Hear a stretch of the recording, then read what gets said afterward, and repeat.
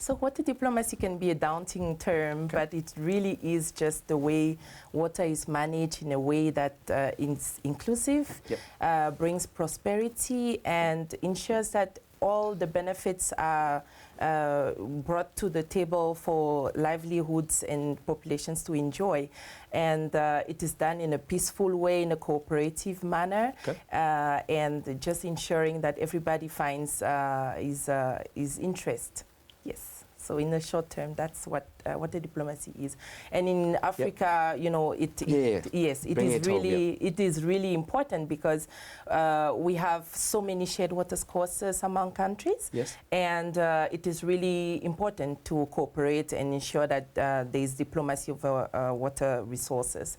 And, you know, with the industrialization drive, the urbanization, the boom in demography, you know, it's more than critical to look at this look at these aspects and ensure that in the drive to you know, develop our region or our continent, in the drive to improve our, you know, the well-being of our populations, we make sure that we don't, you know, do one good and produce two bads, you know. Right. So, yeah. Right. I would like to chop in. Go ahead. Yes, please. Looking at Botswana, Botswana is landlocked. Right. And all the water resources that we share with other countries. Yes. And as such, we have, we are party to 4 commissions. Okay. We have the Okacom in the Upper North. Okay. Okacom, Okavango River Commission, that we share with Namibia, that we also share with, we shared with Namibia as well as Angola? Yes. I thought as much. Right. And then we also have LIMCOM, Limpopo River Commission. Right. And that one we share with South Africa and Zimbabwe as well as Mozambique. Awesome. And then we have the river basin in question now, which is Ogasacom, that we share with we share it with Namibia, we share with Lesotho, as well as South Africa. Aha. Yes. And lastly, we have ZAMCOM. Okay. ZAMCOM is Zambezi River Commission, which we share with a whole lot of other countries, including Zimbabwe, Angola, Zambia, and Malawi, as well as Tanzania. Right. And Ms. Julie, what is the rising tide in support for women in water diplomacy? Yes, you will notice that, you know, for ages we've seen conferences where there are only men that are speaking on panels, and yet, you know, women are, you know, at the bottom working, like Ms. Saniso, she's been a scientist for how many years, but if I was to ask Ms. Saniso, how often does she make it to the stages of at the big events, it will be a very small proportion. So we've noticed that, you know, women are underrepresented at such big events. You know, the voices of women are not, you know, amplified enough. So we thought, how can we really make sure that women's voices are, you know, heard. Yes, you know, how can they access to those big platforms? And oftentimes it's not the easiest task, because, you know, in this context with reduction of funding, you know, austerity, you know, it's very difficult to have big teams represented at these events. But the rising tide is mainly to, you know, to drive a movement to empower women to inclusion, accede to decision-making positions, leadership positions, and make sure that their voices are heard. But the good thing about the rising tide, and we are not trying to, you know, to create a world within a world or a community of women only. We acknowledge that men are still at the, you know, at the drive, at the helm of some of these processes. And the rising tide really advocates for male champions to gender equality, for those men like yourself that are, you know, giving the voice to women to share their views, to share their experiences, to share their knowledge, to empower the young generation as well, and, you know, refrain from, you know, putting aside women, because women at the end of the day sideline, yet they constitute 50% of the population in the world. So it's really about, you know, realizing that we must not leave everybody behind. We must tap into all the resource and the knowledge that is out there, and that women are willing to offer. Right. Mesadiso. Yes. Let's speak to the efforts done by government in as far as ensuring women are empowered and are included and are within the mainstream. What are those efforts? There are a number of efforts that are there. Right. We have the National Policy on Gender and Development that was approved by the government of Botswana in March 2015. And the policy was designed to address the social inequities that still survive both economically and socially. And the long-term goal of the policy is to decrease these inequalities in the opportunities and outcomes of the social, economic, political, and cultural norms that we have. And then we also have our vision, the Botswana vision, the 2036 vision, whose slogan is prosperity for all. Of course. So it's all inclusive. Its aim is to turn Botswana into a high-income country by building an inclusive and a thriving private sector with a particular emphasis on women, youth, and people living with disability. And as such, it's all inclusive and it's not leaving anyone behind. There are some other achievements, however, such as the revised Botswana Land Policy of 2019. We know that in the past, as a married woman, you would not apply for land without the acknowledgement of your husband, your spouse. Of your spouse, yes. And then of late, women are able to apply for land. Even married women can acquire land together alongside with the husband. And then also looking at our tradition, looking at the inheritance. When it comes to cattle and the cattle post, women were a bit left behind. You know that a woman cannot inherit a borehole or the cattle post. It's normally left to the gentleman, to the gentleman, to men. Right. Yes. And then we also have the Economic Inclusive Act of 2021, which aims to promote effective participation of women in the country's economic development. And then looking international, we have SDGs, Sustainable Development Goal number 6, which calls for clean water and sanitation for all. And it is also inclusive, and we do not want to leave anyone behind. Now, also looking at the fact that we do have gender focal persons in the water sector. And the gender focal persons are to ensure that the needs, the aspiration of men and women, the disabled, are taken into account when we plan for projects, when we design projects, and when we implement projects. Why are we doing this? We're doing this to ensure that no one, first and foremost, no one is left behind. And then we also want that aspect of ownership. So that people can own these projects. Yes. Right.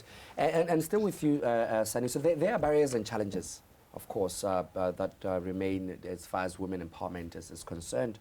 And what opportunities are there now that we get to appreciate through the network in the Orange-Senqu River Basin? How can this network assist in addressing those challenges, those barriers? But before we go there, there are some other government programs that are supported to empower women, even though it's a blanket approach. But it's something. It's a milestone. Looking at the Maboho Dingu that was developed by SIDA to empower women and the youth. We're also looking at a a program like Letabile, which focuses specifically on uplifting the informal sector, which has been negatively impacted by its vulnerability and reliance on an active formal sector and movement of the public. We also have the Temolotlotlo. Yes. And Temolotlotlo is a productive output reward-based agroeconomic program whose aim is to improve food security in Botswana. Of course. And of late, you also have Tuoletlotlo. Right. So those are programs, finance programs that are there to also empower women as well. Right. Let's address the challenges that are being faced. Yes. Right. The challenges that are being faced at the moment, we know that money is an issue. We don't have much resources at our disposal to fund some of these projects and programs. And then we also have prevailing gender stereotypes and the absence of a comprehensive affirmative action plan that focuses on promoting gender equality in all organizations, both in the public and the private sectors. Right. And then speaking about this, sometimes in the past when programs were being designed, you find that it's a one-size-fits-all. It doesn't trickle to the ground. It should be a bottom-up approach, whereby we go into communities, we do the gender analysis to find out who owns what, who has power, so that we can uplift those without voices. And you find that most of the time it's the women. And sometimes you find that also the youth are affected. Right. If I can just add a little bit on what Taniso said. I think there is a lot of knowledge, but the knowledge is not being disseminated accurately or appropriately, trickling down to the grassroots level. And also, like she mentioned, the social norms. Recently, I was involved in a study in Mozambique where we interviewed somebody, a male professional, and he said, why do you want to change what God has instituted? You know, it should be this way and not the other way. And what was the response? The response was yes, but you know, we need to understand that things are changing. Right. They are. If your reference, for example, is the Bible, you need to be flexible and look around you and see how things are being done, and try it out, because I think sometimes people are scared of a situation just because they have not experienced it. But try it out and see if it brings you benefits, to see your spouse, your female spouse or your sisters to be more, blossoming and engaged in the matters pertaining to water management. So just to reinforce the social norms and also to address some of these challenges with knowledge dissemination. With the Rising Tide really advocates for a community of practice where there is experience exchange that is put in place, and at different levels, because we understand that we are not here forever. We'll soon have to pass the baton. How do we make sure that all our efforts don't vanish with the young generation? How do we make sure that the youth understand what's at stake and how to respond to that? So it's really one critical pillar of the Rising Tide I mentioned earlier, the peer-to-peer learning, but also the intergenerational dialogues to understand, to create that passion that we have as the oldest generation, to infuse it into the young generation, and also continue advocating for a better enabling environment for women to find themselves in the engineering space of things. Right. And peaceful water cooperation. I want us to zone into that. What does it take to build peaceful water cooperation? It takes trust. We should trust each other. It takes cooperation. You make commitments and you have to honor the commitments that you've made. There also should be a legal instrument that is guiding you towards those that kind of cooperation. Is there any legal arrangement that we have with other member states which you share the water resources with? So there should be clear objectives and a clear mandate. So there should be trust, there should be cooperation, there should be collaboration. And there should be a legal instrument to ensure that everything smoothly runs. I don't know, Julienne, yes, if you want to add to I fully agree with what Taniso said. You know, there are lots of agreements, but are they being put in place just for the sake of being put in place, or are they really being followed? So the issue of compliance, enforcement really needs to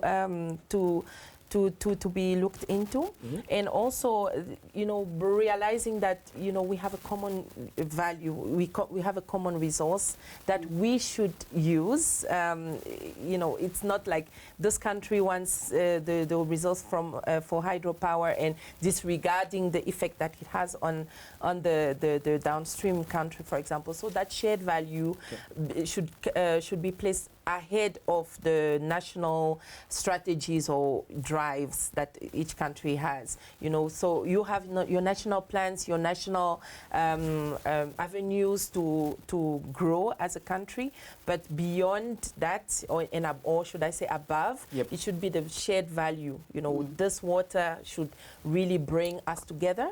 It should bring prosperity for all of us. So it's really important to have water at the center of all the negotiation. And she mentioned trust, transparency in the way we discuss, because you know, if I take it to national drives, you know, every country has its own agenda.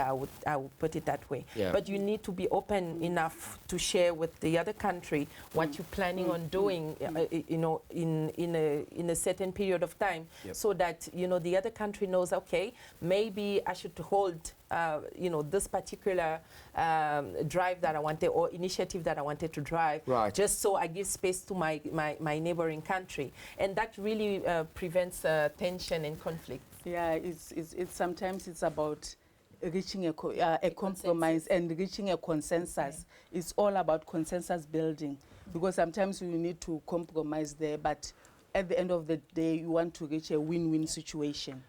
It's essentially take a step back to take 10 steps forward. Exactly. Essentially. And you know, with everything, there are obstacles. And I just want us to just sort of just speak to those that are so obvious, and how we can mitigate against them in terms of peaceful cooperation. Julienne, yeah, go ahead. Yeah, we'll have to still tie it in, you know, in the general context. I mean, we see the geopolitics that are at stake.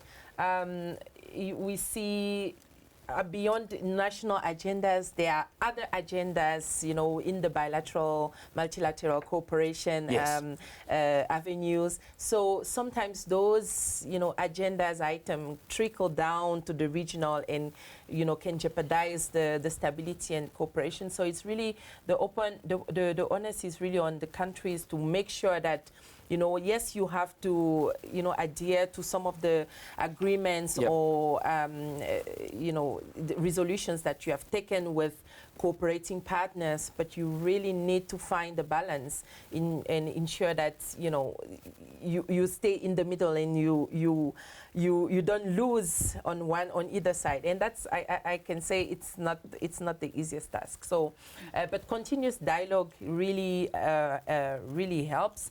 And you know, and once you are not able to reach a consensus or compromise, like Saniso mentioned, it's always an opportunity to reach out to third party, you know, neutral entities that could facilitate the dialogue, you know, based on science, based on data. A data acquired in a consensus manner, because data can also be a bone of contention in some cases. But if you are not sure in terms of you know, how the data was acquired and whether it benefits you in detriment of the other country, call upon a third entity to discuss this in a neutral kind of platform. And to think that the data is very, very important to have. Go ahead, yes. Data is very, very important. We have challenges in data. We do not have enough data. And sometimes for us to overcome these challenges, it's bilateral. We need to do things jointly. we need to acquire this data jointly to agree on this data and how to acquire it. And also accessibility. Data accessibility is also important. Is it readily available? And perhaps that is why, you know, data as a whole topic on its own can become a bit of an obstacle, in that collectively we need to collect the data together, such that we're able to do the rightful decisions based on what we know from that collection. But if you don't have access to data, then that becomes a hindrance in terms of peaceful cooperation and the like. But our conversation is going to have to come to an end. But I would like to have us reiterate the importance, rather, of having this that is actually currently happening out at Avani, right? Yes, can we quickly just speak to that? Oh, right, great. Okay. We've got a mouthful here. I'll start. Go ahead, Ms. Adisa. It is said that if we're going to have the Third World War, it's going to be on water. Right. And in the initial, I've alluded to the fact that we are water scarce. We don't have enough water resources. And all the waters that we have, we share with other countries. Of course. Now, when we don't do this jointly, when we don't collaborate with them, it could lead to tension. And this tension could lead to war. But we don't want war, we want peace. Yes. So the collaboration, the cooperation around this water diplomacy is to ensure that there is peace and security in the countries. Right. Ms. Julie? Yes, I really just want to commend Botswana as the host for this August occasion, and the Commission Orasicom for really tailor-making the process to their advantage. Because, and I don't know if I mentioned it, and it was mentioned by you in your introduction. So the Women in Water Diplomacy originated in the Nile Basin, and it was later formed in Central Asia and Afghanistan, and recently in Northern America. But I think the process that the Orasicom drove was really, you know, particular in such a way that they saw leadership at different levels. Yes. You know, not only the diplomatic level, but also the community and the local. So that was really groundbreaking for this, for the network. And I really would like to commend Botswana and the Orasicom for really, you know, making sure that they walk the talk and they do not leave anybody behind.